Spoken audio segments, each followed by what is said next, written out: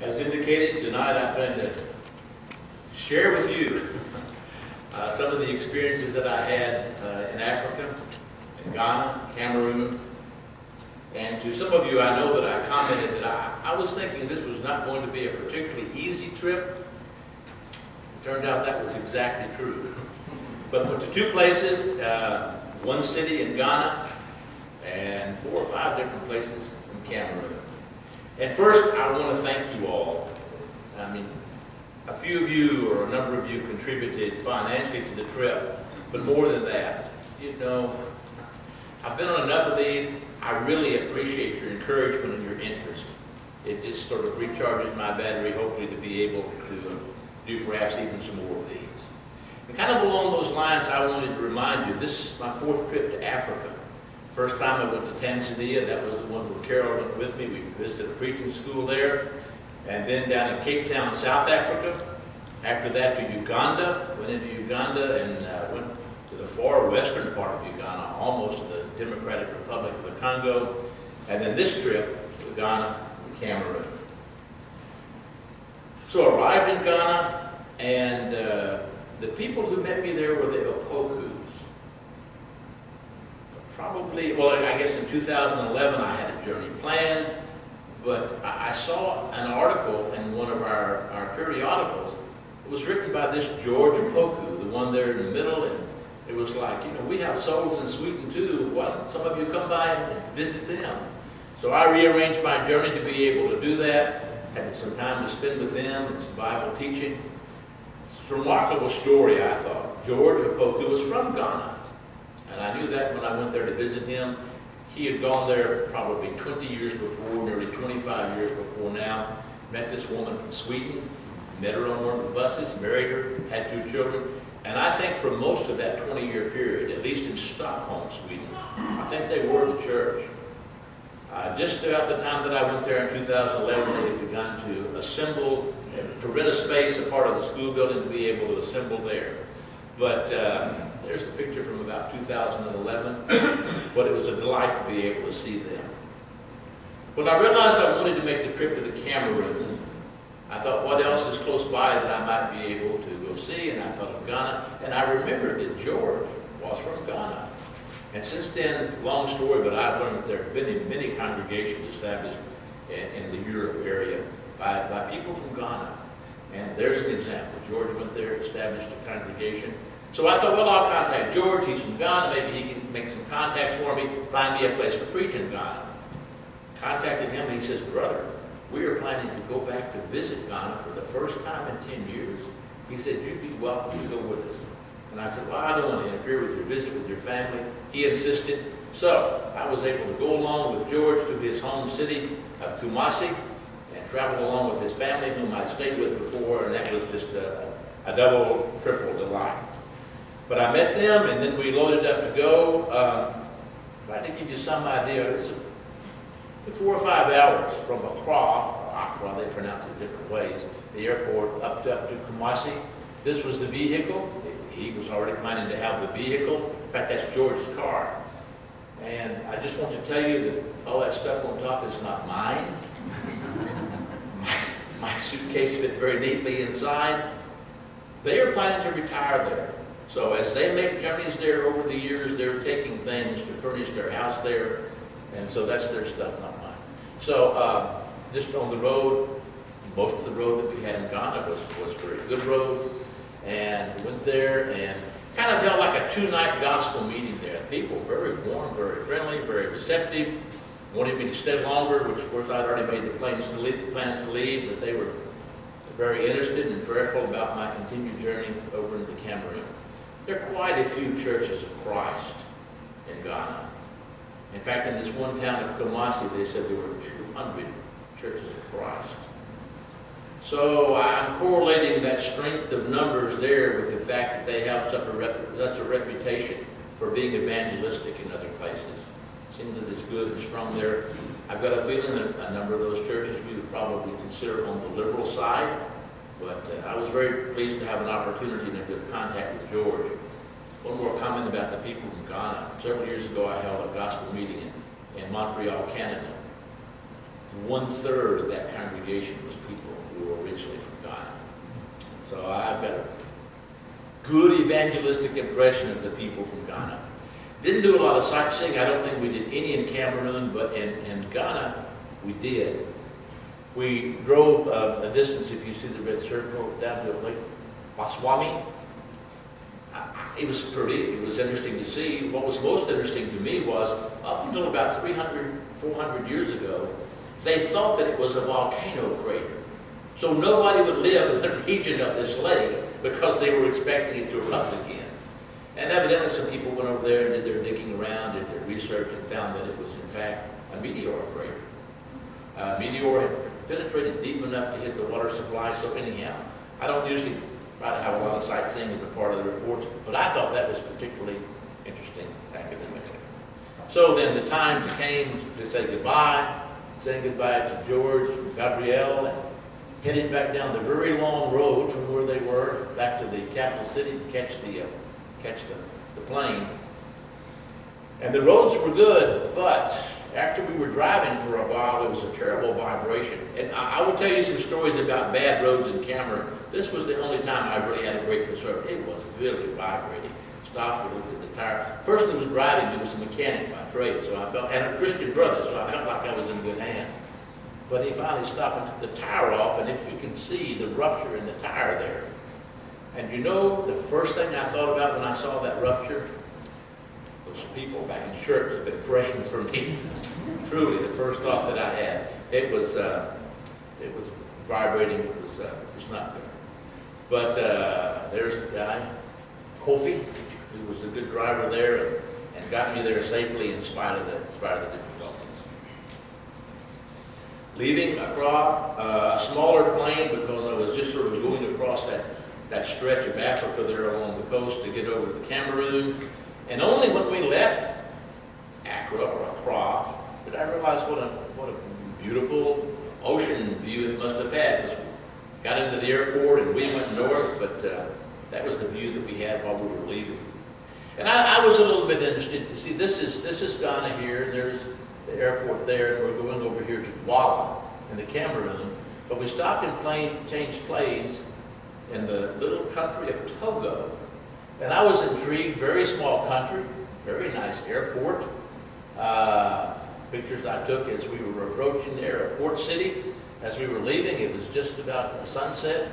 I thought, small countries, on the ground, things are not very neat. They're pretty dusty and dirty, but still some beautiful scenery there. So we went on across and I arrived in Douala. I think it was around 10 o'clock at night.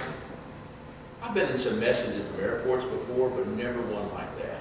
I don't think I ever saw that many people that close together. It took me a while to figure out even which carousel my luggage was coming in on. And when I got it, it was like you find in many airports in the third world countries, except even worse, everybody wants to grab your bag. Because if they can get a hold of your bag and take it out the door, then they're going to be expecting some sort of payment from you when they get there. The hotel was supposed to meet me, but there was a big traffic jam and they weren't able to get there. So I was there, all these people yelling at me, "Oh, I'll take your bag, I'll take your bag." And I'm saying, no, I don't want to be a part of that. I'm sure it's a great scheme for some people, not my first messy airport. And I was saying, no. Finally, I pulled my own bag outside and drug it down to where, in fact, they had said that the hotel shut the park. And amidst all this confusion, all of a sudden I realized somebody was calling me brother. And then I realized that I had met the person that I had most wanted to meet, and that was Eddie Paul Zephaniah. He was there, and I guess he was just a nice, shy guy. He was in the periphery of all of that, sitting there watching me send all these people back. I said, "Why didn't you tell me before that you were?" I guess he's just a nice, shy guy. But spent a night there, left the next morning. Really, I don't know whether you can grasp here. This is Cameroon. This is Nigeria over here. So all in all, we had a long journey. Bakusam is where Zephaniah lived. That was our first destination. But I tell you, I have never seen anybody as opportunistic as Zephaniah in terms of finding places for me to preach. I'll kind of give you a summary at the end, but in this region of Cameroon, there are only 5 churches. I preached in 4 out of the 5. And then I preached this one up here that was within 20 miles of Nigeria. And this was the vehicle, if you followed it on the Facebook post, this is the vehicle that got us there. I kind of knew I was in trouble because as soon as Zephaniah met me, he began to explain to me about the car. Well, the car doesn't look very good, you know, but the people say it's a really good car. I think it probably was. Zephaniah, as he got his driver's license, he has the word evangelist on it. And I think that when he shows that to people as his form of ID, I think they really do try to help take care of him. And the guy said this was about half the price of another car that they had gotten for us earlier, but somebody else, first come, first served. The guy says, a car is a motor. Nothing else really matters. And he says, I know where you're going. And this road up here, I'll show you some pictures of it. I don't know that anything less would have made it.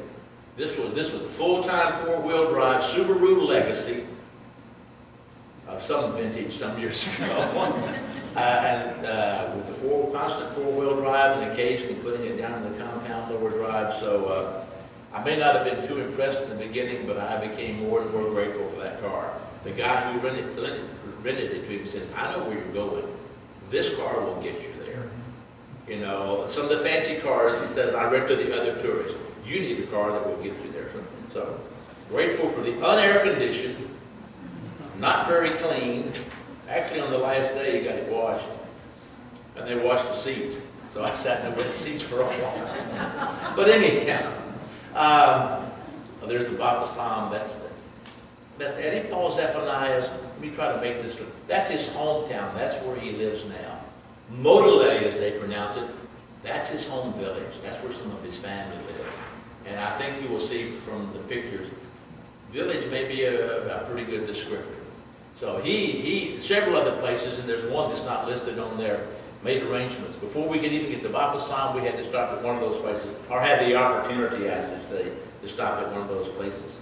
I was going to tell you along the way, though, I mean, sometimes beside the road, there were people that were marketing their wares.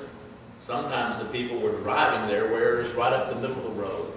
There had to be a dozen or more times when we were sharing the road with these things. And I didn't post them because I knew there were some people in Texas that would probably enjoy seeing those. Along the way, it was just dirty. It reminded me, I put some posts on Facebook, of India. I went to India. First places I went to India in 97 and 99. And it was just dirty. And I would not have thought that 20 years later, a country, even a third world country, would be that way. But it was. It was just not neat, not very sanitary, just, there's some pictures along the way. First place that we went to was Cham, as they pronounce it. I mean, words are hard enough to pronounce as it is, especially when they just ignore some of the letters. But Cham, we're on the way up there, and I think I got a circle. Some of these church buildings are very difficult. If they have a church building, it's very difficult to get to. I mean, this was down a path and around the corner and on over to this, and it may not look very nice, but I tell you, a lot of places don't have church buildings. They are trying to meet in some room in a building, someplace they're arranging for. So you learn to appreciate the ones that have had the initiative, devoted the resources to have a church building. Now, the time that I went by there, again, he's setting up every possible time. Sometimes we're by a place at 10 o'clock in the morning, sometimes we're by a place at 4 or 5 in the afternoon, and not on Wednesday, not on Sunday. So some of the crowds weren't very big, probably because of the unusual time. But I was impressed with the people. In this place, I preached for an hour, including translation. French was the language here. French is the language in much of Cameroon. Up in Zephaniah's home village of Modele, it was English. He went to English schools, although their English is a little different, I'll tell you in a moment. But the people, I preached for an hour, including translations. Then they asked questions. They asked questions for an hour and a half. They asked questions until it was after dark. So we're having to make our way back up that path after dark. But very discerning questions. Very good questions, consistently. And that was sort of the pattern. I preached for an hour, they asked questions for an hour and a half, almost everywhere that I went. But the questions were discerning questions, and my conclusion is of all the places I've been, Cameroon would rank in the top 3 in terms of country that really need some people to go there. I mean, if any of you went there and spent a few days teaching or a few days answering their questions, I mean, they need some help in their Bible knowledge, but they really need help in understanding how some of the principles fit together. You know, we're always talking about kind of connecting the dots and making the connections. They really need some help in doing that. Good people definitely need some help. And finally, we arrived at Bafasam, and that was the Hotel. That was my motel. Just show you some of the streets.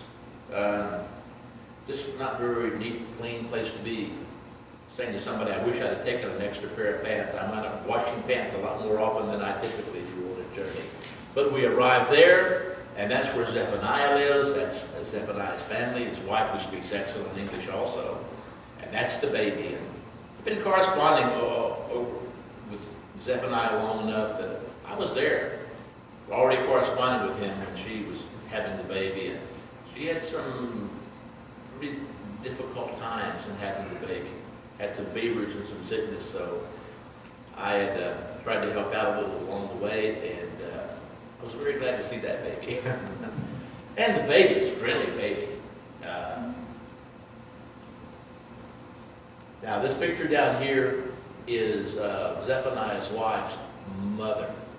And we went to her house to visit her, and she had this big old stick with a round bottom on it, and she was just beating as hard as she could something in the bottom. And my understanding is, I think it was corn. She was making cornmeal out of corn, and she said she was making fufu, which I will tell you didn't have a whole lot of meaning to me. But as I Google it, I guess you can make it a lot of different ways. One way you can make it is out of cornmeal.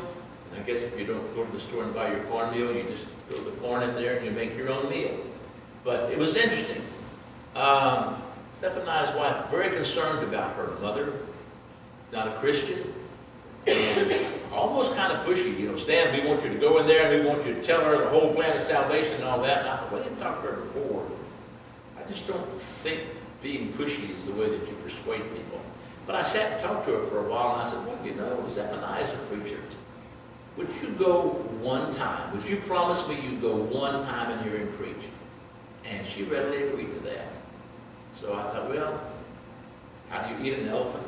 One bite at a time. I'd rather have a small bite that's a successful bite than to try to push the elephant around, because usually that doesn't work very well. Another city that preached in was Buddha. They typically have several letters at the beginning of these words that they don't pronounce. And it was interesting to me. You can see if you speak French, that's there. And on the side here, this is the Church of Christ in French. It was intriguing to me because last summer I had an opportunity to go to France. That's exactly what the sign looks like on the buildings in Paris where the church is. And I was just struck by the same words on buildings that were very, very different looking. This group of people, they were really, really good. They had some people there that I think really did know some Bible. Really enjoyed having the opportunity to teach them. And then we began to head to Modele, that city that's so far up there, nearly to Nigeria. And Zephaniah was determined that I was going to preach there. That's where we went on Sunday. So to get there for the 9:30 Bible study, we left at 3:30 in the morning. So I don't think Zephaniah's had a lot of opportunities to drive, but he was a good driver, a safe driver. I always felt good with him. And this is off my GPS, off my Google Maps. And you can see it was a very curvy road. I'll show you something about the road in a few minutes. But I was thinking about getting up that early in the morning. You get to see some beautiful African sunrises. And that's when we got to Modele, M-O-D-E-L-L-E, Modele. And you can see it does have a little bit of a village appearance to it. Again, the place where they were meeting was in somebody's house, and we had quite a distance to walk off the road to get to it. And you can see that not all the houses were that way, but there were a few of them that had the grass thatched roof. And can see why you might designate that the village. Finally, we got to the house where we were going to meet, and they filled up the house. There were a lot of people that were there, and there were people on the outside by the windows so they could listen in. So even though this is the one that seems, as I would think of it, most remote, it was one where there were a lot of people that were Christians. And that's where I was translated into pidgin English. And it's not the word pigeon like the bird, but evidently many countries, as they were introduced to English, had kind of a modified English. The words are a little bit more with their kind of syllables of pronunciation. It's a very limited vocabulary, very simple words. So I would say something in English, and then Zephaniah would say something that I could pretty well understand, but there's a lot of additional explanation that went along with it there. But anyhow, I'd never been translated into a lot of different languages, but not a pidgin language before. But they definitely need a church building, and they're working on one. They took me to the site where they were building it. It looks kind of a mess. I think this was a previous building that indeed eventually fell down, but they're building the walls, they're getting the tin to put on it. I think they didn't have enough tin to finish it, and rather than leave the tin up there kind of flapping, they just kind of disconnected it. This is a panorama of the area, and notice here the river that's down there. You may remember when I went to Western Uganda, that not long after that, I got some people from the Manna Project involved. You remember Gage Coldwater that came here a few weeks ago on a Sunday evening, presented an overview of the Manna Project. And you remember our last lectureship, Greg Knight came and stayed with me. Those are two guys from the Manna Project. When I went to Western Uganda, those guys were gracious enough to be involved. And within about a year, I was there looking at the property. They had not yet purchased the property. I was taking my GPS to all four corners to see exactly how big the piece of property was. Within about a year, the Manna Project had helped construct not only a church building, but the facilities for a preaching school. Just about a year after I left there, they were starting classes, and Lord willing, 11 months from now, they're going to have their first graduation. So when I was talking to Zephaniah, and he was saying, we need to start a preaching school up there, I began to talk to the Manna Project. It seemed like a similar kind of opportunity. After they had worked that out and worked the curriculum out, maybe they could just kind of take that cookie cutter and do the same thing over here in Cameroon. Well, Lord willing, at 5 o'clock tonight, Gage and Greg are going to be departing Houston to go to Cameroon. Amen. And those guys don't mess around. You know, they say the three kinds of people in the world: the people who make things happen, the people who watch things happen, and the people who wonder what happened. I would tell you, the people in the Manna Project, they are in the first category. They make things happen. And you see, what they want to do is have a forum. What they do is establish a forum, and that helps provide support for the school. So Gabe, after I got back, was interrogating me. He saw this picture, and he says, "Do the church, do they own the property all the way to the river?" And I said, "Yes." He says, "To the river one?" I said, "Well, I didn't walk down to the river there, but I saw it at other places alongside the road, even a waterfall." So Gage, thinking like maybe I should have been thinking, wow, they're going to have a farm from here to there, or over part of that. They've got a ready supply of water. And then Gage starts asking me, "Well, is the water running?" And I said, "Yeah, it's running at a pretty good pace." They have pumps, I guess, that you can put submersible pumps in the water, and they use the flowing energy of the water to provide the power for the pump. Amen. So this just may be a wonderful operation. I talked to Gage the other day, and I said, "Well, are you going to plan to try to get," he wanted to get the ground plowed. I said, "Are you planning to get the ground plowed while you're there?" And he says, "I'm making arrangements to get it plowed before I get there." So they were taking up a collection for a water well for drinking water, taking up a collection to get the ground plowed, and taking up a collection to build a dormitory for the preaching school. They've got those funds raised already. What they're working on now, there needs to be some monthly support, to run the school, and they're already working on that. But anyhow, I'm hoping that someday we'll get a picture back taken at that same location, and you'll see a nice looking church building and a dormitory for a preaching school. And I think they're right. I think that Zephaniah is right. He's saying we need a school there. A lot of people in that area. That was where the greatest attendance was. And I'm impressed with the people and about their eagerness to learn. So one of the things we did, like I said, that was Zephaniah's home area. So we went by to visit his grandmother. That's the house that she lives in, 103 years old, and living there. And of course, I had been to Zephaniah's house, and I had taken a picture of that her great-grandbaby. And I was trying to show it to her, and he says, well, her eyes are not very good. So on my phone, I just kept zooming in and zooming in and zooming in. And at some point, she realized that was her great. You should have seen those 103-year-old eyes light up when she realized that's what that was. And since I left there, Zephaniah, up that rough and rugged trail, has taken his wife and the grandbaby. His baby, her great-grandbaby. So she has had a chance to see it in person.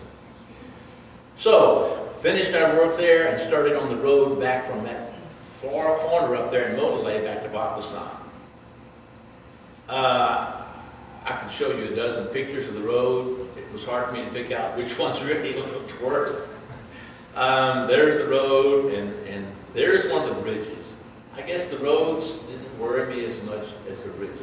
Yes, we went across that bridge. It was just a long, winding road back. My GPS, for those of you who know me, is with me at all times, at least one, probably two, maybe three.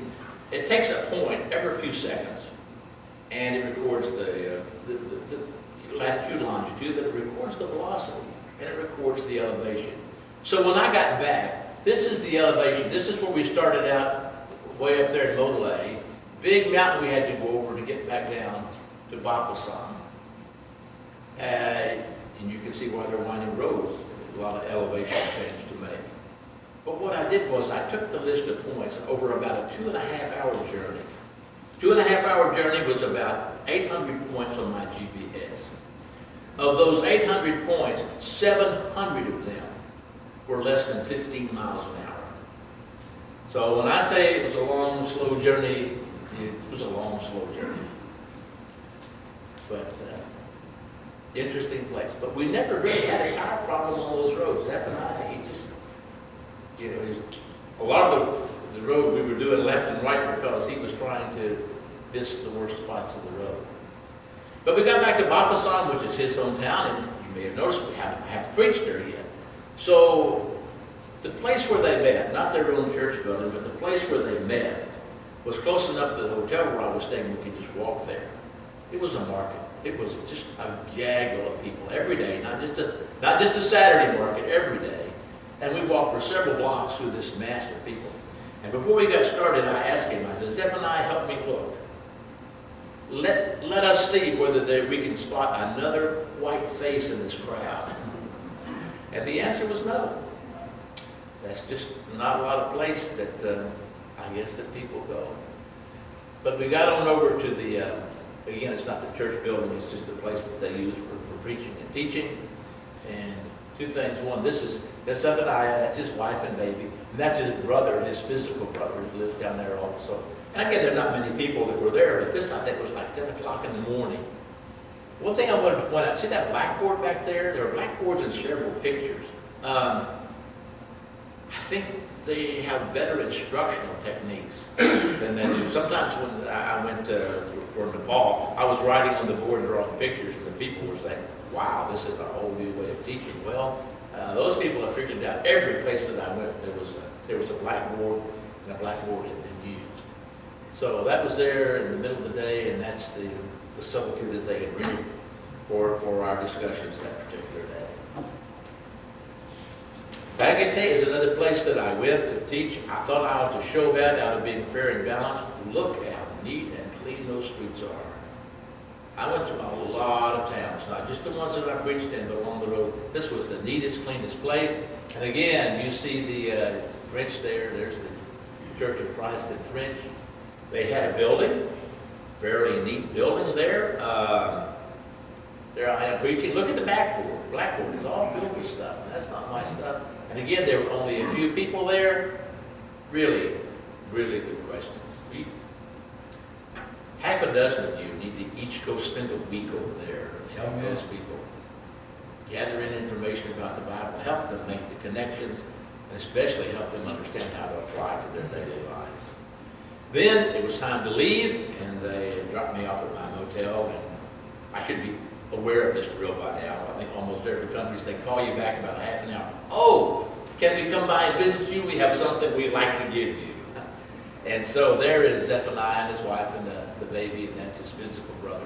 This is what they gave me. And yes, it barely fit in the suitcase diagonally. But what it is, it's 4 people working together to put a roof on that facility. And he says that's their symbol of teamwork. And so I thought that was really pretty neat. I've been given a lot of different things as going away presents. I thought that was the one that had the most meaningful message. So on our way back down the road to Douala, where the airport was, finally had a blowout on that old car. Now we had already changed 2 very ball-looking tires. But you know the thing about the dirt roads is, if you've got a hole in the road, the edges kind of get smoothed out. Well, we were back on the paved road. And so finally we hit a hole and had the sharp edges, and there was our flat tire, but it didn't take Zephaniah very long at all to get that repaired. We were on our way. Back in Douala, as you know, if you follow things, I had to find a t-shirt. It was not easy. And so we hopped on one of the bikes. That's a little more efficient way to take a taxi. Zephaniah had been on the back of it. He got off. There were 3 of us on there. He got off to take a picture. But about all I could find. Soccer is big over there, they call it. And yes, they spell Cameroon differently in Cameroon than we spell Cameroon. But maybe someday you'll see that on my Throwback Thursday t-shirt edition. But got back there, airport the next day. I got there so early the staff wasn't even there. I guess I was eager to get started home. And just as a kind of summary, I was going to tell you, I found a map. This is called the Western region of Cameroon. When we were driving along, Zephaniah kept saying, you notice you don't see any Church of Christ signs along the road. And I put that on a Facebook post. And a couple of, I guess, kind of skeptical people said, well, maybe they just don't like to advertise alongside the road. So I went back to Zephaniah and I said, is that it? In this whole region of Cameroon, there are 5 churches of Christ. Only 5. And I preached at 4 of those, and if we'd have had time, I would have. The plan was to preach at the 5th one. That's the Western region. The part that's further over here, close to Nigeria, that's where Motley was, preached there also. And did I say, all 5 places where I preached, I was the first Caucasian. I was the first white Church of Christ preacher to go there. When I made some comments about that on Facebook, says, well, I've got people there a long time.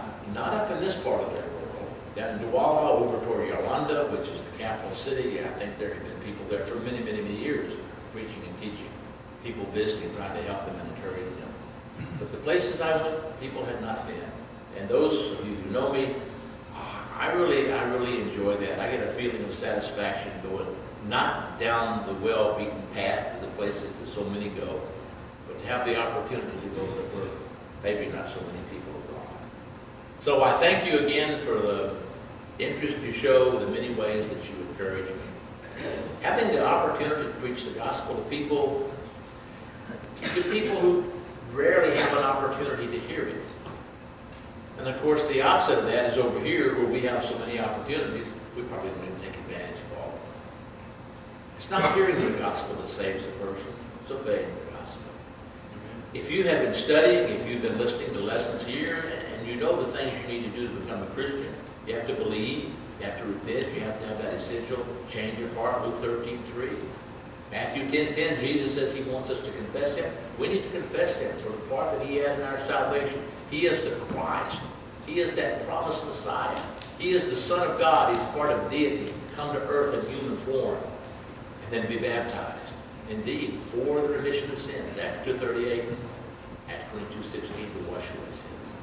If you know to do those things, and you haven't done them, don't delay any longer. Do them now. Do them tonight. And if we can be of some help to you, please come forward as we sing.